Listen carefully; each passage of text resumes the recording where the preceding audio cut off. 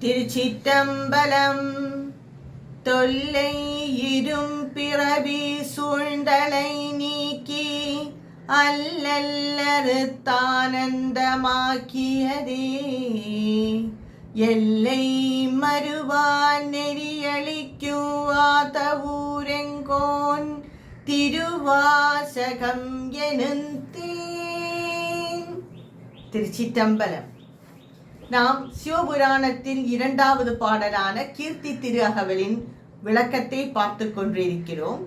இதுவரை 51 வரிகளுக்கான விளக்கத்தை பார்த்து முடித்துள்ளோம். மீண்டும் சில வரிகளுக்கான விளக்கத்தை இந்த வீடியோவில் காண்போம். 52வது வரியில இருந்து சில வரிகளுக்கான விளக்கத்தை காண்போம். இப்பொழுது வாதவூரினில் வந்தினே தருளி பாத சிலம்பொலி காட்டிய பண்பும் திருவார் பெருந்துரை செல்வனாகி கருவார் சோதியில் கரந்த கள்ளமும் பூவல மதனிற் பொலிந்தினே தருளி பாவநாசமாக்கிய பரிசும் தண்ணீர் பந்தர் சயம்பர வைத்து நன்னீர் சேவகனாக்கிய நன்மையும் விருந்தினராகி வெண்காடதனில் குருந்தின் கீழன்றிருந்த கொள்கையும். இந்த வரிகளுக்கான விளக்கத்தை இந்த வீடியோவில் காண்போம்.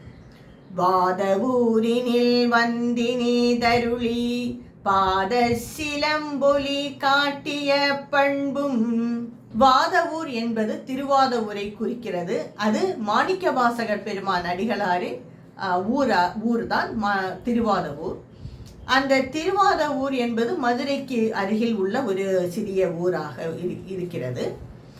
மாணிக்கவாசகர் எல்லோருக்கும் தெரிந்த கதைதான். மாணிக்கவாசகரிடம் பாண்டியர் கொஞ்சம் பணம் கொடுத்து விட்டார். அவர் குதிரை வாங்க சென்ற வழியில் திருப்பெருந்துறை எனும் இடத்தில் சிவபெருமானை கண்டு அங்கே கோவில் கட்டி அமர்ந்து விட்டார். பணம் எல்லாம் முடிந்து விட்டது. பாண்டியனுக்கு கோபம் வந்து மாணிக்கவாசகரை சிறையில் அடைத்து விட்டார். சிவன் கூறியவாறு ஒரு குறிப்பிட்ட நாளில் குதிரைகள் வந்து சேரும் என்று மாணிக்கவாசகர் கூறினார். இருந்தாலும் பாண்டியன் சிறையில் அடைத்து விட்டார். மாணிக்கவாசகரோ அந்த குதிரைகள் வரும் வழியே பார்த்து கொண்டே இருந்தார். எப்பொழுது சிவபெருமான் குதிரைகளையும் கொண்டு வருவார் என்று பார்த்து கொண்டே இருந்தார். இவருக்கு நம்பிக்கை கொடுப்பதற்காக சிவபெருமான் தன்னுடைய பாதத்தில் உள்ள பாத சிலம்பை ஒலித்து அதை அடியலாருக்கு கேட்க வைத்தார். மாணிக்கவாசகர் பெருமானுக்கு கேட்க வைத்தார். உடனே அவருக்கு நம்பிக்கையும் சந்தோஷமும் வந்துவிட்டது. அந்த வரும் வழியை சந்தோஷத்துடனும் நம்பிக்கையுடனும் பார்த்து கொண்டிருந்தார். நாம் எல்லோரும் அப்படித்தானே. நாம் எல்லோருக்கும் பல பிரச்சனைகள் வாழ்க்கையில் உள்ளது. ஆனால் இது தீரும், இந்த பிரச்சனைகள் எல்லாம் தீர்ந்து கடந்து நல்ல ஒரு காலம் வரும் என்ற நம்பிக்கை உள்ளவர்களுக்கு அந்த கஷ்டம் ஒரு பெரிதாக தெரியாது. இந்த நம்பிக்கை வர வேண்டும் என்றால் முதலில் இறைவனிடம் நம்பிக்கை வேண்டும். அடுத்தது அதன் வழியாக வருவது தன்னம்பிக்கை. இது ரெண்டும் இல்லை என்றால் எந்த பிரச்சனையும், என்ன சின்ன பிரச்சனையும் கூட பெரிதாக தெரியும். தன்னம்பிக்கையும் இறைவன் நம்பிக்கையும் இருந்தால் எந்த பெரிய பிரச்சனையும் நமக்கு கடுகளவுதான் தெரியும். இதே போல்தான் எல்லோரும். மாணிக்கவாசகரும் அவ்வாறே இருந்தார். அவருக்கு நம்பிக்கை வந்து விட்டது. சிவபெருமான் கண்டிப்பாக குதிரைகளுடன், சிவபெருமான் தான் கூறினார் ஒரு குறிப்பிட்ட நாளில் குதிரைகள் வந்து சேரும் என்று. இருந்தாலும் அவர் எதிர்பார்த்து கொண்டே அந்த வழியில் இருந்த பொழுது சிவபெருமான் அவருடைய பாத சிலம்பை ஒலித்து அதை மாணிக்கவாசகருக்கு கேட்க வைத்தார். உடனே அவருக்கு நம்பிக்கையும் சந்தோஷமும் ஒரு புத்துணர்ச்சியே வந்து விட்டது. நம்பிக்கையுடன் இருந்தார். திருவார் பெருந்துரை செல்வனாகி கருவார் சோதியில் கரந்த கள்ளமும். சிவபெருமானை கள்வன் என்றே கூறிவிட்டார் மாணிக்கவாசகர் பெருமான். அவ்வளவு தூரத்துக்கான பக்தி. பக்தனும் பக்தியும் சேர்ந்து விட்டால் பகவானை அடிமையாகி விடுவார் போலிருக்கிறது. பகவானும் அந்த பக்தியில் அணிந்து விடுவார், பக்தனும் அந்த பக்தியில் அணிந்து விடுவார். பக்தி மட்டுமே மெஞ்சி இருக்கும். அதுபோல் இருக்கிறது இந்த வரிகள். திருவார் பெருந்துறையில், அதாவது திருப்பெருந்துறையில் ஒரு மரத்தடியில் இருந்து சிவபெருமான் அவருடைய சிஷ்யர்களுக்கும் அங்கு இருந்த எல்லோருக்கும் ஞான உபதேசம் செய்து கொண்டு இருந்தார். அதையே மாணிக்கவாசகர் கண்டு அவரும் அருகில் சென்றார். சிவனால் ஈர்க்கப்பட்டு அவர் அருகில் சென்றார். சென்றவுடன் அவர் இந்த ஞான உபதேசம் எல்லாம் கொடுத்து முடித்துவிட்டு ஒரு ஜோதி பிளம்பாக நின்று அதில் மறைந்து விட்டார் சிவபெருமான். அந்த ஜோதி பிளம்பில் மறைந்து விட்டார் அந்த சிவன். கள்வன் என்ன செய்வான்? கள்வன் என்றால் திருடன். அவன் என்ன செய்வான்? எல்லாம் திருடிவிட்டு ஒரு இருட்டில் போய் ஒளிந்து விடுவான். தன்னை யாரும் காணக்கூடாது, பார்க்கக்கூடாது என்பதற்காக ஒரு ஏதாவது இருட்டில் போய் ஒளிந்து விடுவான். அதுபோல சிவபெருமான் உபதேசம் எல்லாம் கொடுத்து முடித்துவிட்டு ஜோதி பிளம்பில் ஒரு கள்வனை போல் மறைந்து விட்டார். அதற்கு பிறகு அவரை காண முடியவில்லை. அந்த ஜோதி பிளம்பாக மாறிவிட்டார் சிவபெருமான் என்று கூறுகிறார் அடிகளார். அந்த சிவனே ஜோதியில் மறைந்தான்.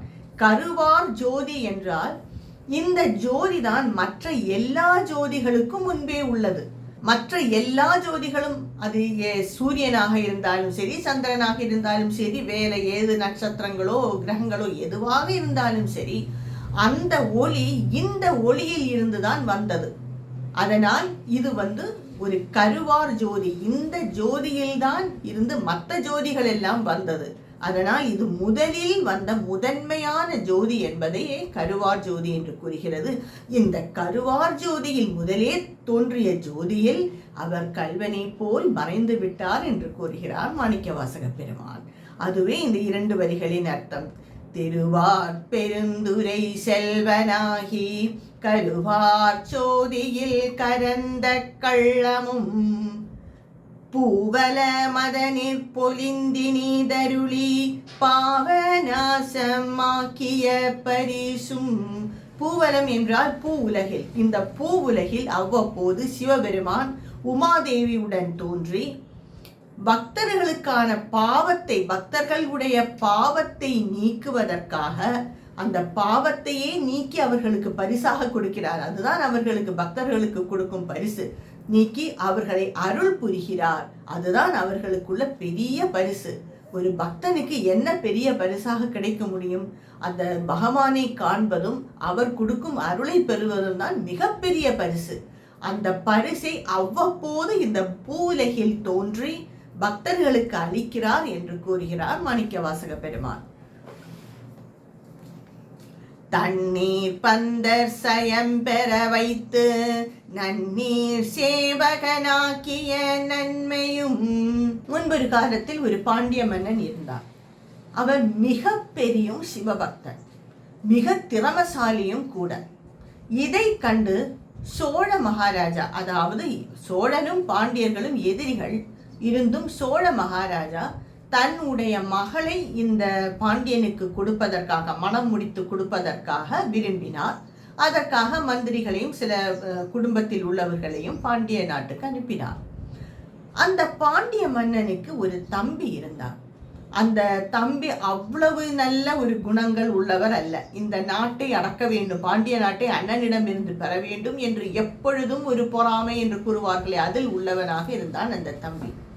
உடனே அந்த தம்பி சோழராஜனிடம் வந்தவர்களிடம் கூறினான், ஒன்றில் இந்த மகளை எனக்கு நீ கொடு, இல்லை என்றால் என்னுடன் போர் புரியவா, போரை வென்று நீ அதற்கு பிறகு இருக்கலாம் என்று கூறினார். சோழனோ எதற்கு வீண் வம்பு என்று நினைத்து அந்த மகளை அந்த தம்பிக்கே மனம் முடித்து வைத்தார். இது உடனே அந்த தம்பியும் சோழ நாட்டுக்கு சென்று விட்டார். இது சில காலங்கள் நன்றாக சென்றது. ஒரு சமயம் அந்த தம்பிக்கு தோன்றியது, நம்முடைய மாமனுடைய உதவியுடன், அதாவது சோழ நாட்டின் உதவியுடன் பாண்டியனை எதிர்த்தால் அந்த நாடும் நமக்கு கை வந்துவிடும், இந்த நாடும் கை வந்துவிடும் அல்லவா என்று நினைத்து பாண்டியன் மீது போர் தொடுத்தார். சோழ நாட்டின் மாமனும் மருமகனுமாக சேர்ந்து பாண்டிய நாட்டின் மீது போர் தொடுத்தார்கள். அப்பொழுது அந்த சமயம் மதுரையில் பெரும் கோடை காலம், மிக கோடை காலமாக இருந்தது, மிகவும் வெப்பமாக இருந்தது, எல்லோருக்கும் மிக தாகமாக இருந்தது. அந்த சமயம் பாண்டியர்களும் சோழர்களும் போர் புரிந்தார்கள். சோழ வீரர்கள் இந்த வெப்பம் தாங்க முடியாமல் நிறைய பேர் மடிந்தார்கள், இறந்து விட்டார்கள். இந்த சூடு தாங்க முடியவில்லை. அந்த சமயம் பாண்டிய நாட்டின் உள்ள படைகளின் அருகில் ஒரு இடத்தில் ஒரு தண்ணீர் பந்தல் தெரிந்தது. அந்த தண்ணீர் பந்தலில் சென்று எல்லா வீரர்களும் தண்ணீர் கொடுத்து பருகினார்கள். அந்த தண்ணீர் மிக சுவையாகவும் மிகவும் உற்சாகமூட்டுவதுமாக இருந்தது. ஒரு குளுக்கோஸ் குடித்தது போல் இருந்தது. மிகவும் சுவையாக இருந்தது. எல்லா பாண்டிய வீரர்களும் சென்று தண்ணீர் குடித்துவிட்டு வந்து போர் செய்தார்கள். அதனால் அந்த வெப்பம் அவர்களை பாதிக்கவில்லை. பாண்டியர்கள் வென்றார்கள். சோழர்கள் மடிந்தார்கள், தோல்வியை தழுவினார்கள். உடனே இந்த பாண்டிய வீரர்கள் சென்று இந்த சோழ நாட்டு மகாராஜாவை, அதாவது மாமனி மருமகனையும் சிறைப்பிடிப்பதற்காக சென்று சிறைப்பிடித்து விட்டு திரும்பும் வேளையில் அந்த பாண்டிய நாட்டின் படைகளின் அருகில் இருந்த தண்ணீர் பந்தலையும் காணும், தண்ணீரையும் காணும், தண்ணீர் கொடுத்தவரையும் காணும். அப்பொழுதுதான் பாண்டியர்களுக்கு தோன்றியது, ஓ, வந்தது சிவபெருமான் என்று. இதையே இந்த திருவிளையாடல், இந்த திருவிளையாடலையே இந்த 2 வரிகள் கூறுகின்றன. தண்ணீர் பந்தர் சயம் பெற வைத்து நன்னீர், தண்ணீரை நன்னீராக, நன்னீர் சேவகனாக்கிய நன்மையும், ஒரு சேவகனாக நின்று அந்த தண்ணீரை நன்னீராக மாற்றி அவர்களுக்கு, அந்த படை வீரர்களுக்கு கொடுத்து பாண்டியர்களை வெல்ல வைத்தார் சிவபெருமான். விருந்தினாகி வெண்காடதனில் குருந்தின் கீழன்றிருந்த கொள்கையும். வெண்காடு என்றால் திருவெண்காடு. அது மயிலாடுதுறை மாவட்டத்தில் சீர்காழிக்கு அருகே உள்ளது இந்த ஊர். அங்கு ஒரு பெரிய பக்தர் இருந்தார். அவர் சிவபெருமானை வணங்கி சிவபெருமானுக்கு உணவு கொடுக்க வேண்டும் என்று விரும்பினார். அந்த பக்தனுடைய பக்தியை ஏற்று சிவபெருமான் அந்த பக்தனின் வீட்டில் ஒரு விருந்தினராக சென்று அவர் வீட்டு முன் இருந்த ஒரு குருந்த மரத்தடியில் அமர்ந்திருந்தார். அமர்ந்திருந்து பக்தனுக்காக காத்திருந்தார் சிவபெருமான். இந்த திருவிளையாடல் எதை குறிக்கிறது என்றால், சிவபெருமான் அவ்வளவு எளியவர். பக்தனுக்காக எதையும் அவர் செய்வார். பக்தன் உண்மையான பக்திக்கு முன் சிவபெருமான் மிக எளிமையாக இருப்பார் என்பதுதான் இதன் பொருள். அதாவது நான் முன்பு கூறியது போல் பக்தனும் பகவானுக்கும் இடையில் பக்தி உள்ளது. அந்த பக்தியில் பகவானும் கரைந்து விடுவார், பக்தனும் கரைந்து விடுவார். மிஞ்சியது பக்தி ஒன்றுதான். அதுவே இந்த பக்தி யோகத்தின் உயர்ந்த நிலையாகவும் இருக்கிறது. இந்த எளிமையான சிவபெருமானின் இந்த செயலை இந்த 2 வரிகள் கூறுகின்றன. மேலும் பல வரிகளுக்கான விளக்கத்தை என்னுடைய அடுத்த வீடியோவில் காண்போம். திருச்சிற்றம்பலம்.